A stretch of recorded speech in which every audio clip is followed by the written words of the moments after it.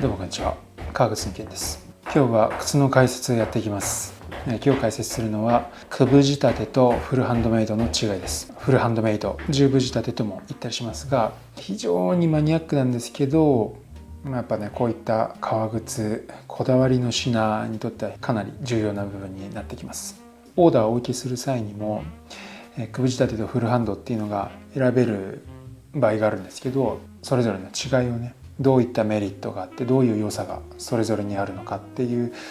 ところをご説明することも多いんですね。なかなかね、結構微妙な部分なので伝わりづらいかもしれませんが、実際に靴を見て解説していきたいと思います。まずですね、クブ仕立て、十分仕立て、この2つは9と10という数字が表すように、基本的には同じです。クブ仕立てとフルハンドメイド、こっちのフルハンドメイドっていうのは十分仕立てとも言ったりするんですが、今回はクブ仕立てとフルハンドという呼び方でいきます。このクブとフルハンドの大きな違いは出し縫い、ソールを縫い付ける縫いですね。糸を手縫いするか機械で縫うかミシンで縫うかっていう、大きく違うのはその部分です。クブの方が出し縫いをミシンで縫って、フルハンドの方が手で縫うという、そういう違いですね。それぞれで大きく違うのはその部分だけなんですけど、それに伴ってディティールだったりとか作るやり方っていうのが違ってきますので、それによって完成した靴というのはやはりね、違うものにはなってきます。簡単に言うと、クブ仕立ての方が実用的です。実用的っていうのは金額も抑えられるし、ガンガン履いて修理となった場合にも修理も比較的やりやすいかなと思います。フルハンドの方はどっちかというと嗜好品的ですね。こだわりの品的な要素が強いです。手縫いするということはそれだけ手間がかかりますので、それに伴って靴の金額も上がりますし、それだけね、手間をかけて作ってるんで修理も手間と時間がかかるということで、クブとフルハンドを簡単に用途で分けるなら実用物と嗜好品という、そういう感じになるでしょうかね。ただどっちが悪いっていうわけではなくて、実用物がデザイン的に悪いかというと全然そんなことはないし、フルハンドの方が実用に向いてないかといったらそれも全然そんなことはないです。簡単に言うなら、そういう分け方ができるという感じですかね。ここからちょっと実際にね、靴を使って見ていきます。今ここに靴が4つあります。こっちがフルハンドで作った靴、こっちがクブで作った靴です。出し縫いというのはここですね。このソールをベルトと縫い付けるここの縫い目、ギザギザ見えてるんですけど、この縫い目をミシンで縫ったのがクブ、手で縫ったのがフルハンドですね。こうやって見てもらうと分かるんですけど、ここのギザギザしてるのが、これが縫い目一つずつですね。これで言えば一目、2から3ミリぐらいで縫ってますけど、これ26センチの靴だとすると全長30センチぐらいあるんですよ。ステッスンがありますので、全長靴で言えば30センチぐらいあります。それをぐるっと縫うと、倍だとして60センチですよね。60センチを2ミリの間隔で縫うとなると、簡単に計算すると300針ですよね。300回針が通っているということですね。で、ミシンの場合はご想像の通り早いですよね。なのでこれ全部縫うのに30秒とか1分とかそんなものです。僕はその出し縫いのミシンっていうのを使う技術がないし、使ったことがないので自分では縫ってないんですけど、その縫っていただける方のやってる様子を見るとそれぐらいですよね。一方でこっちフルハンドの場合も、同じようなギザギザをしてますよね。で、ピッチも大体同じようだとすると、同じようにね、こっちも300針とか縫うわけですけど、そうするとこっちの靴の場合は手縫いなので、だいたい片足縫うのにですね、縫うだけで2時間弱ぐらいかかりますね。多い時にもっとかかったりもします。逆にもう少しね、サイズが小さかったりとか縫い目が粗かったりとか、そうするともうちょっと早く終わったりもするんですけど、だいたい2時間ぐらいという感じですね。全然ね、2時間で120分なんで、こっちが1分だとしても100倍以上の時間がかかるわけです。じゃあ手縫いで縫う意味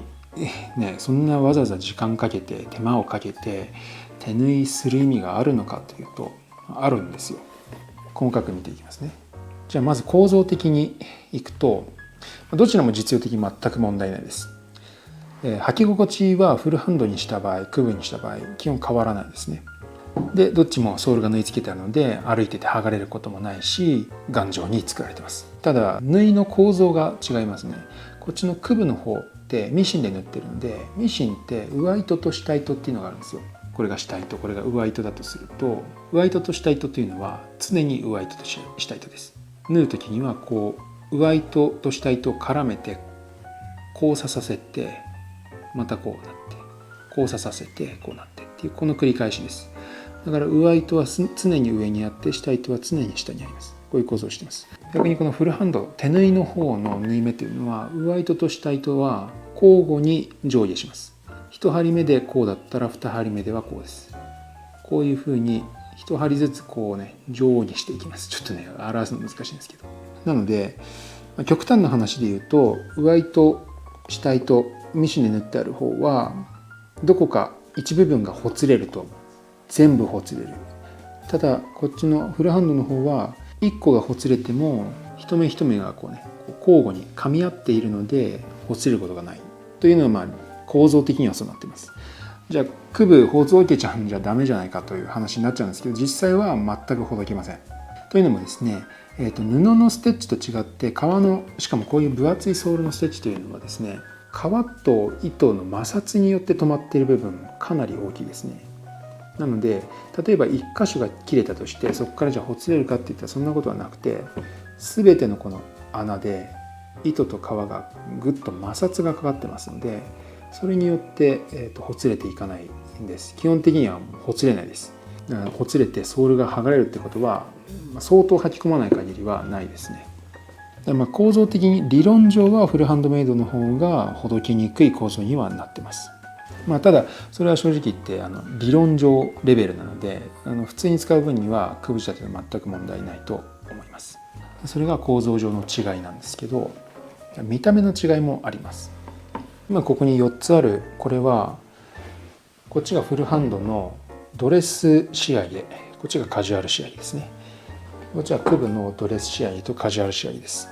ドレスかカジュアルっていうのはフルハンドとクブの違いを語る上では重要です。まず分かりやすい方ドレスで見ていきますね。じゃあまずはソールの裏面を見ていただきます。こんな感じですね。これ今ちょっとあんまフェアじゃないんですけど、フルハンドの方がちょっと黒っぽく染めてあってクブの方が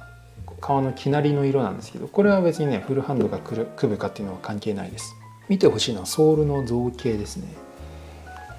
フルハンドの方がこの土踏まず部分ウエスト部分に立体感があるのが分かりますかね。そしてフルハンドの方がウエスト部分が少し細くなってこうソールの造形に抑揚があるように見えると思います。こう斜めにこう影が出る時とかなんかはよく分かりますね。これは構造的な違いというか、基本的にソールの構造ってどっちも一緒なんですけど、手縫いすることによって抑揚のついたソールにすることができるっていうのがあります。このウエスト部分のこのサイドを見てもらうと、ここにコバというねソールの断面がありますけど、ここがこうアッパーに潜り込んでる、すごく内側までこうね入ってるのが分かりますかね。上から見るとソール見えないですね。かなりえぐれた形になってます。そしてここウエスト部分も実は縫ってあるんですけど、縫い目が見えないように縫い目を隠してあります。ベベルドウエストという技法ですね。こんなに奥まってると機械では縫えないんですよね。でさらにこう縫った後にこうやって隠していくみたいな手作業が入るのもフルハンドの特徴です。一方でクブ仕立ての靴というのはこうやって見るとそこまでこう奥にえぐれてないのが分かりますかね。外側も、こうやって見ると上からは見えないですけど、割と見える角度がありますよね。ちょっとこう外から見るとソールがすぐに見えます。フルハンドの場合だとなかなか見えないですね。これはここよく見るとミシンの縫い目があるのが分かると思います。この奥にミシン縫ってあるのが分かりますよね。これはミシンで縫ってそういったソールを糸を隠すようなベベルドウエストという技法はやってないです。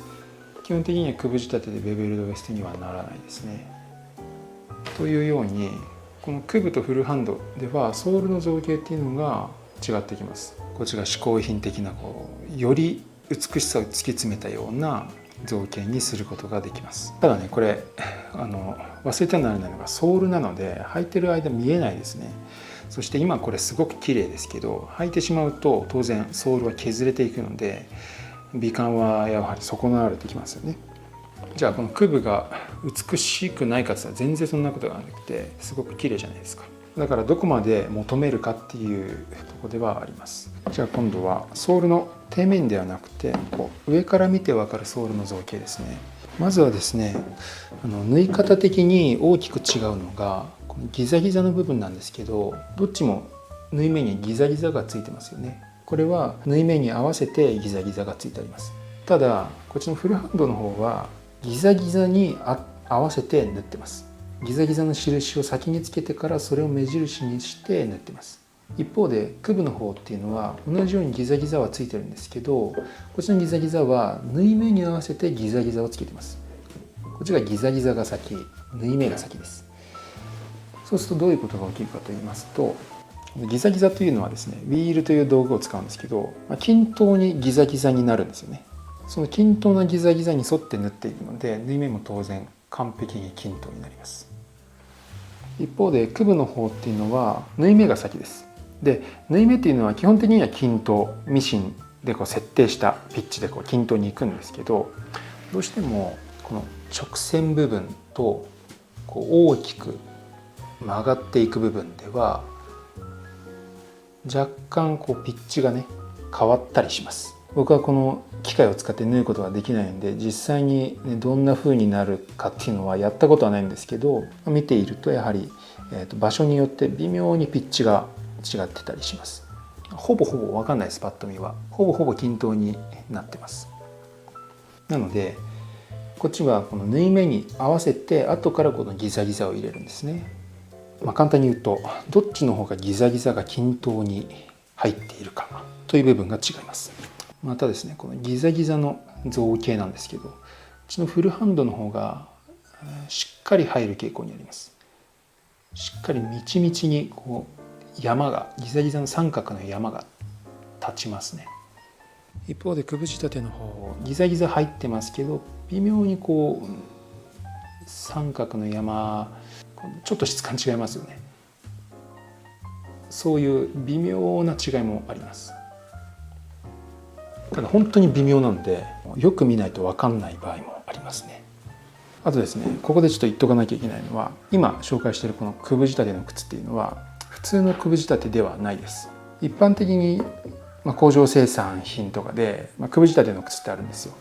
ただそのくぶ仕立ての靴っていうのはもう少し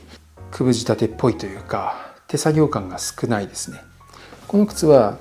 くぶ仕立てなんだけどなるべくフルハンドメイドの靴に近づけるような作り方をしているのでかなりくぶ仕立てという枠の中でもフルハンドに近い見た目になっています。くぶ仕立てと一口に言っても全部が全部同じというわけではないというのは知っておいてください。またフルハンドメイドっていうのは手縫いしますけど手縫いだけじゃないんですね。手が入るポイントというのはソールを形作っていくっていうのも手の入る分量が多いので全体にパッと見た時のオーラっていうのはフルハンドの方がやはりあります。どういうところに違いがあるかというと、先ほど言ったこういうウエストソールのウエストだったりソール底面の造形そしてギザギザこれ目付けって言いますけど目付けの均等さとか深さっていうのももちろんあるんですがそれ以外にもコバの造形っていうのがあります。上から見た時のコバの造形コバの形ですね。ここのラインこれがフルハンドの方が靴全体に合わせたシャープなものになっていることが多いです。それからキッシュザワークではそういうふうにしてます。一方でくぶ仕立ての方もちろんね美しくなってるんですけどシャープさというのがフルハンドに比べると少し少なめですね。この辺のライン取りのメリハリというかそういったところが手で一足一足作品的に作るというよりはやはり製品的に作ってますのでこういうコバのラインっていうのは少し緩やかになりがちです。これは本当にわずかもう数値にしても1ミリ以下とかの話だったりするので、実際に実物を見ていただいてよく見ていただいて、フルハンドとクブ確かに違うなっていうのを一回ね体験してみてほしいなと思います。あとこういったヒールの部分でも違いはあります。フルハンドの方がこっちですね、ヒールっていうのはよりアッパーに密接にくっつく傾向にありますね。そういった加工をしてます。一方でクブの方はこれでもかなりしっかりくっついてるんですけど、このヒールの積み上げ部分がここですね、このヒールとアッパーの境目の部分に少し隙間があります。これもかなりしっかり密着してる方ではあるんですけど、やはりフルハンドに比べると密着度というのの違いが分かるかなと思います。これがドレスですね。次カジュアルのフルハンドとクブにも違いはあります。ドレスと比べると少し違いは分かりにくいです。なぜならカジュアルの場合は先ほどのこういったウエスト部分、ベベルドウエストのようなこれドレッシーにつく絞り込みのような技法は使わないからですね。今カジュアルと呼んでますけど、ですね、どんな風な仕様になっているかというと、ベルトがついていて、このベルトがかかと周りまでついています。これをダブルウェルトと呼びますね。かかと周りにウェルトがついてないものをシングルウェルトと呼んで、かかとも全部ついているのがダブルウェルトです。こうすることでさっきのねシングルウェルトの方と比べるとかかとに少しボリュームが出てどっしりカジュアルな感じになるのが分かると思います。でこっちのフルハンドも今これダブルウェイトのものを持ってきてます。じゃあ何が違うのか、先ほど言った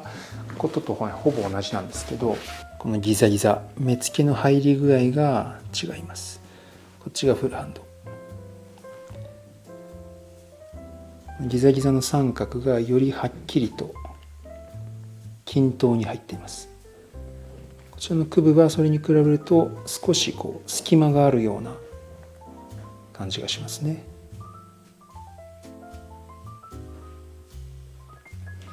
こういったように先ほどのドレスと同じようにこの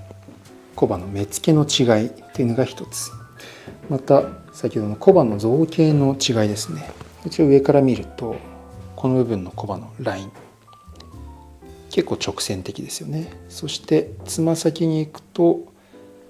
つま先のカーブに合わせてコバもカーブします。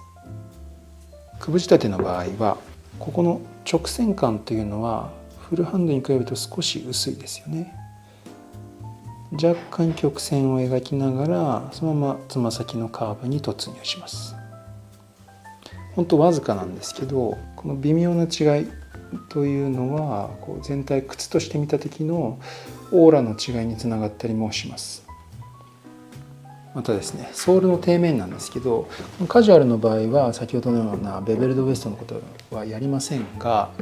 コバのライン取りのおかげで少しフルハンドの方が、若干ですけどほぼわからないですね、若干メリハリのある、底面造形になっていると思います。この辺の立体感は、ほぼ同じです。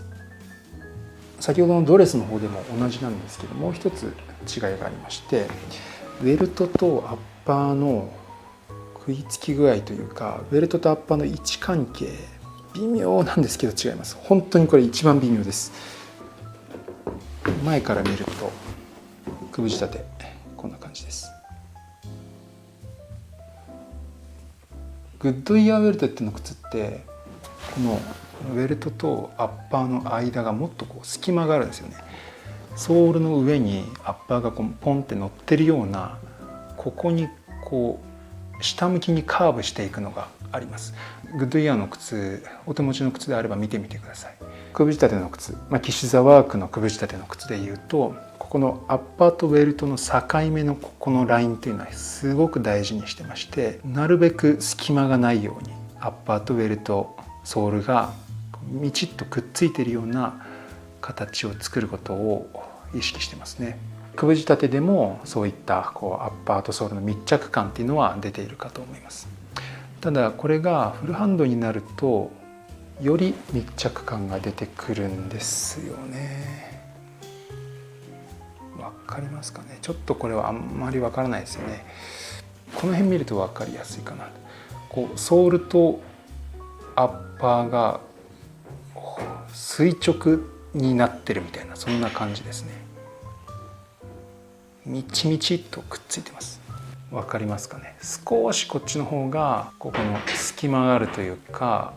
アッパー側に若干丸みを感じるというか、ドレスの方で比べると、これ木型の形状が違うんでフェアではないですけど、くぶ仕立ての方はこんな感じ、フルハンドの方はこんな感じ。わかりますかね。本当にわずかな違いです。で今までご説明していたこうやって目付けとかソールの造形とか今のこの、密着感とか、そういうのって本当に少しずつの違いです。そんな少しずつの違いなんですけど、塵も積もれば山となるそんな感じで、やはりそういった細部の積み重ねがこう靴として全体としてまとまった時にはなんか違うなっていう、そういうのにはなってくるんですよね。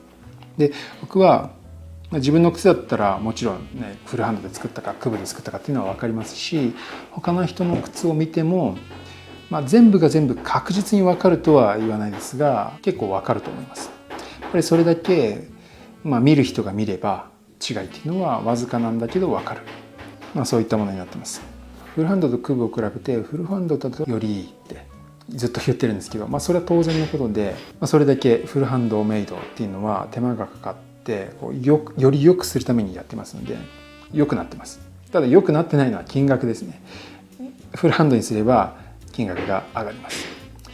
現在2025年の夏現在で言えば、フルハンドメイドの MTO パターンオーダーの靴でいうとくぶ仕立てが通常で、フルハンドもオプションとして選べるんですけど、こちらアップチャージで55,000円になってますので、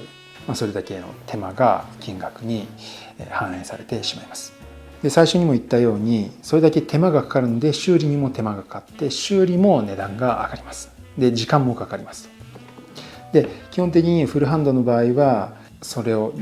作った純正修理ですよね。工房に戻してもらって純正で修理するのが基本です。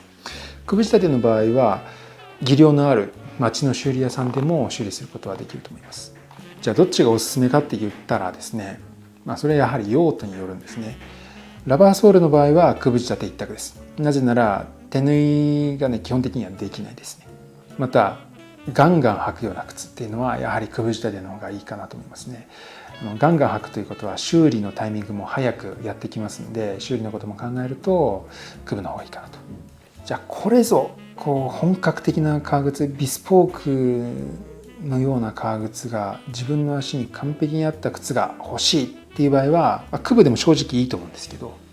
フルハンドを一足体験してみるっていうのはありだと思います。なぜならやはりこういうのって見る目なんですよね。初心者の人にどっちがどっちですかって言っても分かんないんですよ。ただやはりそういういろんな靴を見て、履いて自分で合わせて鏡見たり足元見たりとかしていくうちに、確かにこういう部分が違うんだなみたいな、履き込んでいくとこういう違いもあるなみたいな、そういった経験で見る目って養われていくと思うので、フルハンドの美しさっていうのをより理解するためにも体験してみるというのはありだと思います。でもどちらかというとフルハンドでおすすめなのはやはりドレスの方ですね。ドレスの方がフルハンドらしいこういったベベルドウエスト、ソールの造形の立体感みたいなのはより味わうことができます。カジュアルの方もフルハンドとクブの違いって確実にあるので、僕はカジュアルでフルハンドっていうのは通だなっていうか、逆にかっこいいなみたいに思うんですけど、どちらかというとフルハンドの良さというか特性っていうのはちょっと感じにくいと思います。でもやはり世の中には絶対フルハンドじゃなきゃ嫌だと。それはやはりフルハンドで手縫いで手間をかけて作られた靴を自分が履いているっていうそれ自体が喜びになっているっていうのもあるし、やはり造形が違うのでそのフルハンドの良さを知ってしまったらもうそれしか無理だみたいなのもあったりしますね。僕は自分自身で言うと、フルハンドの方が好きです。造形としてはやはり好きです。ただクブの方がやはりね気を使わずにガンガン履けるなっていうのがやっぱり心情的にはありますね。最近自分の靴で何の靴を一番履いてるかというとクブでラバーソールで作った靴なので、僕の場合その用途っていうのが外に行く時っていうのは大抵泊まりになることが多いんで、それで泊まり雨のこととかも考えるとそういうふうになるっていうのがあります。なので最終的には、その金額面と求める造形っていうのをどっちを取るかっていうところになってくるので、まずは違いを知るためには実物を見ていただきたいですね。各地で開催しています受注展示会ではフルハンドの靴もクブの靴も置いて自由に手に取って見ていただけるようになってますので、舐め回すようにね2つを比べて、ああなるほどこういう違いかっていうのをね是非見ていただきたいなと思います。ちなみになんですが、そんなことを言っておきながらクブ仕立てでオーダーいただいた方がどちらかというと嬉しいですね。なぜかというとやっぱフルハンドって手間がめちゃめちゃかかるんで、フルハンドだらけになると結構大変になっちゃうんですね。これ本当別にじゃあフルハンドやめとこうとか思わなくても全然大丈夫なんですけど、でもフルハンドの方はそうですね、生産量に限りがあるので、本当にフルハンドばっかりになっちゃった場合はフルハンドちょっと今受けできないですとか、値段を上げざるを得ないですみたいなことになるかもしれません。通常にね使う分にはこのクブ仕立ても十分にクオリティが高い、本当に自信を持ってお勧めできますので、どちらもねご自分の目で確かめた上で是非ね気に入った方というかご自分の用途に合った方、金額等も含めて、ね、ご検討いただければと思います。ということで今日はフルハンドメイドとクブ仕立ての構造的造形的な違いの解説でした。それではまた。